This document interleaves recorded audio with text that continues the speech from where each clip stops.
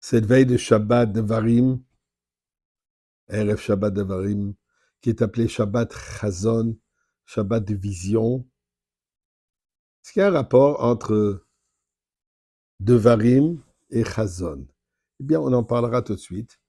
Mais bien sûr, d'abord, remercier Akadosh Baruch Hu pour tous les miracles qu'il a fait et surtout prier pour le grand miracle qu'il va faire. Espérons encore aujourd'hui même le dévoilement de Mashiach qui va solutionner tous les problèmes. Sécurité d'Eretz Israël, d'Am Israël, de nos chers soldats, le retour des otages et la délivrance finale.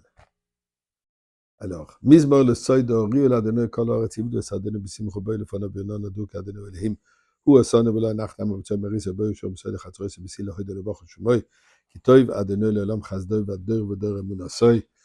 Bien sûr, Devarim, les paroles de Torah, les paroles de prière sont très puissantes, mais avec cela, on a besoin aussi de donner la tzedaka. Donnons ensemble, surtout aujourd'hui, plus que d'habitude, et on en parlera tout de suite. Cette semaine, on a entamé Sefer Devarim. Devarim, le 5e livre de la Torah, Devarim qui veut dire parole, il s'agit des paroles que Moshe Rabbeinu a partagées avec Am Israël avant sa disparition. Moshe Rabbeinu leur dit, vous allez rentrer maintenant en Eretz Israël. Ça fait 40 ans que nous sommes ensemble dans ce parcours du désert. Préparation à rentrer en Eretz Israël. Malheureusement, ça a pris 40 ans dû à un certain comportement de votre part. Et ce sont des paroles dans lesquelles Moshe Rabbeinu réprimande Am Israël pour différents événements qui sont arrivés durant tout ce séjour. Pourquoi? Pourquoi est-ce que Moshe Rabbeinu veut leur laisser avec une note désagréable avant sa disparition? La raison, Moshe Rabbeinu veut s'assurer qu'en arrivant en Eretz Israël, leur comportement sera meilleur. C'est pas juste pour réprimander, pour leur dire, vous n'étiez pas bon. Non, au contraire, c'est des paroles d'encouragement. Un renforcement positif pour amélioration. C'est ça ce que est Moshe Rabbeinu. C'est ça ce que c'est un leader. Il ne regarde pas ce qu'on va me sourire ou non. C'est quoi le bien de personnes de qui lui il est responsable. Ça, c'est Devarim. Ceci fait aussi le même sens avec l'Haftara. Parashat Devarim est toujours lu avant Tisha B'Av.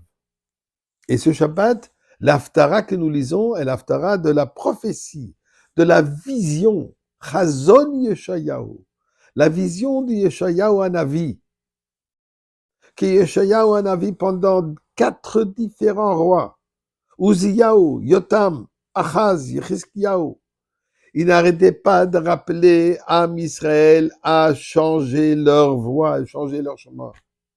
Chazon Yeshayahu dit, je vois cette vision.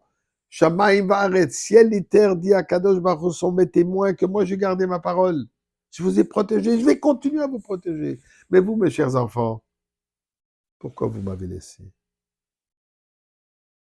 Mais il ne termine pas juste en leur disant, vous n'êtes pas gentils, vous n'êtes pas bien, etc., etc. Il dit, à la fin de tout cela, Tzion bamishpat tipade, le shaver bitzdaka.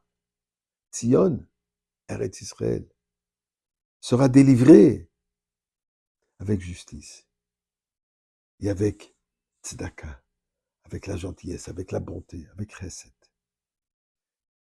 Ce Shabbat, c'est la nachala de ma mère, Alea Shalom. Et je vais partager avec vous une histoire, petite histoire, d'une femme extraordinaire, rescapée de la Shoah, une femme qui a dévoué sa vie pour Akadosh Baruch Hu, pour sa famille, pour ses petits-enfants, ses arrière-petits-enfants, pour assurer qu'il y a une continuité, pas tout ce qu'elle a perdu durant le Shoah de sa famille.